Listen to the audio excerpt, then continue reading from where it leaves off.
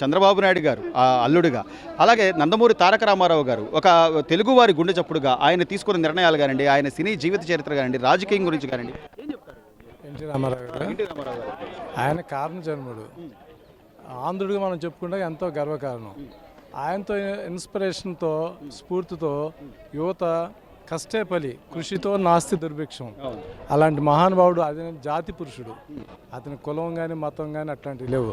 అట్లాంటి ఆయన చూసుకొని మనం ఎంతో గర్వపడాలి. భారతదేశానికి రత్నం లాంటి ఆయన. యువత కూడా ఆయన ఆదర్శంగా తీసుకోవాలి. కష్టపడి వచ్చాడు పైకి. ఆయన జీవితాన్ని ఆదర్శంగా తీసుకోవాలి. ఒక పాఠ్యాంశంలో తీసుకోవాలా. ప్రతి యువత కూడా, ప్రతి వారు కూడా కులాలకి మతాలకి అతీతంగా ఆయన సాధించి ఆయన జీవిత చరిత్ర యుగ యుగాలు తరతరాలుగా ఉండే విధంగా చూడాలి. చెప్పడానికి కూడా చాలా ఇది. ఆయన అల్లుడుగా ఈరోజు చంద్రబాబు నాయుడు గారు ఆయన పరిపాలనా తీరు కానివ్వండి, లేదా సంక్షేమ పథకాలని కొనసాగిస్తున్న విధానం కానివ్వండి, రాష్ట్రం గురించి అహర్నిశలు 2020 విజన్ కానీ ఈ రోజున 2047 విజన్ కూడా ప్రకటించడంతో ఆయన మరో అడుగు ముందుకేసినట్టుగా ఆయన పనితీరుని ఎలా చూడాలి సార్ చంద్రబాబు నాయుడు గారు? చంద్రబాబు నాయుడు గారు మా ఆంధ్ర రాష్ట్రంకి ఒక వరం. ఆయన చెప్పారు, చదువుకొని నేను ఏదో ఒక ఉద్యోగం చేశాకంటే యువతకి కానీ రాష్ట్రానికి ఒక విజన్తో వచ్చారు ఆ మహానుభావుడు. యాక్చువల్గా నేను కాంగ్రెస్ పార్టీ, మా ఫోర్ ఫాదర్స్ అంతా ఫ్రీడమ్ ఫైటర్స్. ఆయన కూడా వ్యక్తిగతంగా రామారావు గారిని కానీ చంద్రబాబు నాయుడు గారి విజన్ మంచి ఎక్కడుంటే అది మనం తీసుకోవాలి. ఆ ఇన్స్పిరేషన్ మా నాన్నగారు చెప్పిన విధానంతో చెప్తున్నాను. చంద్రబాబు నాయుడు గారు తీసుకునే యువతకి ప్రతిది కూడా ఒక స్మోర్ట్నెస్గా, అంటే ఒక ప్రాంతానికే కాదు, ప్రాంతమే కాకుండా ప్రపంచ దేశంలో కూడా ఈ చదువుకున్న వాళ్ళని, యూత్ని తీసుకువెళ్ళే విధానం, ప్రణాళికబద్ధంగా వెళ్ళే విధానాన్ని మనం గర్వపడాలా, గౌరవించాలా, స్వాగతించాలా.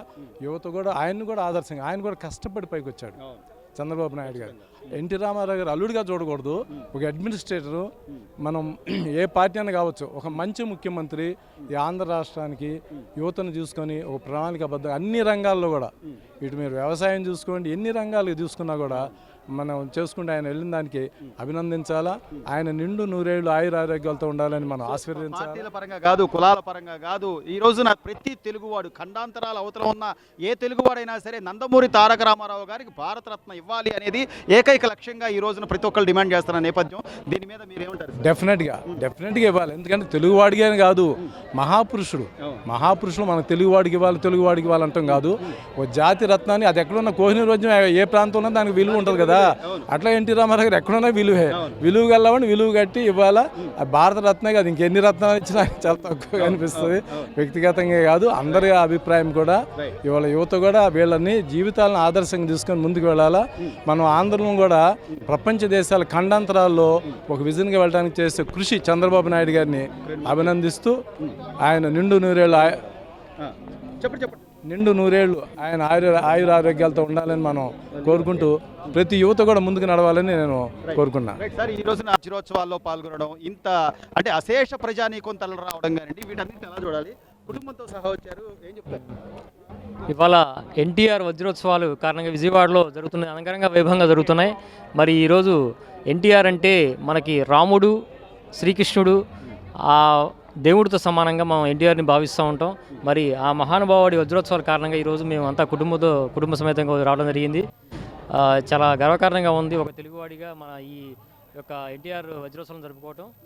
I'm very happy. అనే పాటికి కులం లేదు, మతం లేదు అసలు. అంటే ఈ రోజున ఒక తెలుగువారి పౌరాణిక చిత్రాలకు సంబంధించి రాముడన్నా, దేవుడన్నా ఆయన అనుకోవడమే లేదు. ఒక సాంఘికంగా సినిమాలు చూడాలంటే ఒక కటకటాల, అంటే ఆయన జస్టిస్ చౌదరి కానివ్వండి, లేకపోతే ఎన్నో సినిమాలు ఆయన చేసిన చిత్రాలు, అడవి రాముడు కానివ్వండి, లేకపోతే డ్రైవర్ రాముడు కానివ్వండి, ఇట్లా ఎన్నో చిత్రాలు నటించినటువంటి వ్యక్తిగా ఆయన ఒక నటనా జీవితం ఒకవైపు అయితే రాజకీయ జీవితం మరోవైపు. ఈ వీటిని ఎలా చూస్తారు సార్? అటు రాజకీయ జీవితం ఎన్టీఆర్ఏనండి. రాజకీయమైన, పౌరాణికమైన, లేకపోతే ఇంకా సాంఘికమైన చలనచిత్ర రంగం ఆయన పార్టీని స్థాపించి 9 నెలలకే ఆయన ముఖ్యమంత్రి స్థానాన్ని అధిరోహించారు.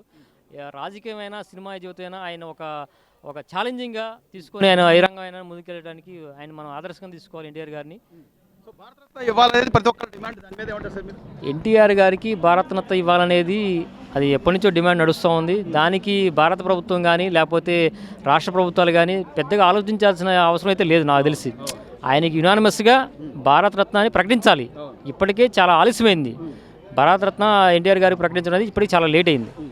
తక్షణమే భారత ప్రభుత్వం ఎన్టీఆర్ గారికి భారతరత్నాన్ని ప్రకటించాలి. సో ఆ మహానుభావుడికి అల్లుడుగా ఈ రోజున చంద్రబాబు నాయుడు గారు ఒక రాష్ట్ర ముఖ్యమంత్రిగా ఆయన తీసుకుంటున్న నిర్ణయాలు కానివ్వండి, మళ్ళీ అంటే గత 5 ఏళ్లలో విధ్వంసం అయిపోయినటువంటి అమరావతిని మళ్ళీ రూపురేఖలు తీసుకొస్తూ ఆయన చేస్తున్నటువంటి నిర్ణయాలు లేదా క్యాబినెట్లో తీసుకునే నిర్ణయాలు ఎలా చూడాలి సార్ ఒక రాష్ట్ర ముఖ్యమంత్రిగా?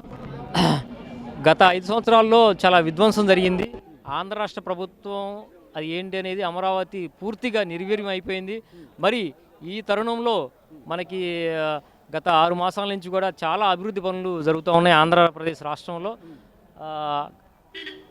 గతంలో తీసుకుంటే నారా చంద్రబాబు నాయుడు గారు మరి హైదరాబాద్ ప్రాంతాన్ని మరి తెలంగాణ ప్రాంతాన్ని ఎలా అయితే అభివృద్ధి చేశారో అలాగే హైదరాబాద్ని తలదన్నే విధంగా మీ యొక్క అమరావతిని మరి ఒక అభివృద్ధి చేస్తారని ఒక నమ్మకం మాకుంది. తెలుగు రాష్ట్రాలతో పాటు ఎక్కడెక్కడి నుంచో అభిమానులు ఇంత పెద్ద ఎత్తున తరలి వస్తున్నారు. ఈ వేడుకల గురించి ఏమంటారు? ఈ వజ్రోత్సవాలకు సంబంధించి ఎన్టీ రామారావు అంటే ప్రపంచవ్యాప్తంగా ఉన్నటువంటి పరిస్థితి అది. ఆయన అభిమానించని తెలుగువాడు అంటూ ఎవడు ఉండడు. తెలుగువాడిగా పుట్టినవాడు ఎన్టీఆర్ని ఆరాధిస్తాడు, అభిమానిస్తాడు. ఈ వజ్రోత్సవ ఉత్సవం జరగడం అనేది చాలా గొప్పగా ఫీల్ అవుతున్నారు. రామారావు గారి గురించి తెలుసుకుందాం, ఆయన గురించి విందాం, ఆయన గురించి ముఖ్యమంత్రి చంద్రబాబు నాయుడు గారు ఏం చెప్తారో విందాం. ఇది వెంకయ్యనాయుడు గారు వస్తున్నారు, అనేక నాయకులు వస్తూ ఉన్నారు, వాళ్ళ కుటుంబ సభ్యులు వస్తూ ఉన్నారు. వాళ్ళు ఏం మాట్లాడతారో చూద్దాం, విందాం అనేటువంటి ఉద్దేశంతో వస్తున్నారు. సో ఆయన జీవితంలో 2 పార్శ్వాలు సార్. ఒకవైపు నటన అయితే మరోవైపు రాజకీయం. ఆ రోజున మరో పార్టీ అనేది లేకుండా కేవలం కాంగ్రెస్సే ఉన్న రోజుల్లో ఆయన ముందుకు వచ్చి ఒక పార్టీని స్థాపించి అందుకున్నటువంటి అఖండ విజయాన్ని ఎలా చూస్తారు? ఆయనకి వారసుడిగా అల్లుడిగా ఈ రోజున చంద్రబాబు నాయుడు గారు పరిపాలన తీరుని ఎట్లా చూడాలి? ఇప్పుడు చంద్రబాబు నాయుడు గారు పరిపాలన చేస్తున్నారంటే అది ఎన్టీఆర్ స్ఫూర్తితోనే చేస్తున్నారు. ఎన్టీఆర్ ఇచ్చినటువంటి సంక్షేమ రాజ్యం, అభివృద్ధి అన్నింటినీ 2 కళ్ళుగా తీసుకొని ఆయన పరిపాలన చేస్తున్నారు. ఎన్టీ రామారావు గారు వారసత్వాన్ని కొనసాగిస్తూ ఉన్నారు. అందుకనే తెలుగుదేశం పార్టీ ఇవాళ 73 లక్షల మెంబర్షిప్కి చేరుకుంది. అంటే ప్రజల్లో ఉన్నటువంటి కోటి ఖచ్చితంగా అందుకుంటుంది. అది ప్రతి తెలుగు ఇంట తెలుగుదేశం ఉంటుంది. అది ఎన్టీ రామారావు ఉంటారు, చంద్రబాబు నాయుడు గారు ఉంటారు. సో చివరిగా ఆయనకు భారతరత్న ఇవ్వాలి అనేది ప్రతి ఒక్కరి డిమాండ్. దీని మీద మీరేమంటారు సార్? ఈ వజ్రోత్సవం కూడా దానికి దారి తీస్తుందని చెప్పి అనుకుంటా ఉన్నాను నేను. ఖచ్చితంగా నరేంద్ర మోడీ గారు గత సంవత్సరం చాలామందికి భారతరత్న ఇచ్చారు. 4గురికి ఇచ్చారు, చరణ్ సింగ్కి ఇచ్చారు, కర్పూరి ఠాకూర్కి ఇచ్చారు, స్వామినాథన్కి ఇచ్చారు, చాలామందికి ఇచ్చారు. ఈసారి కోటాలో ఖచ్చితంగా ఎన్టీ రామారావు గారికి భారతరత్న ఇచ్చి తీరుతారు.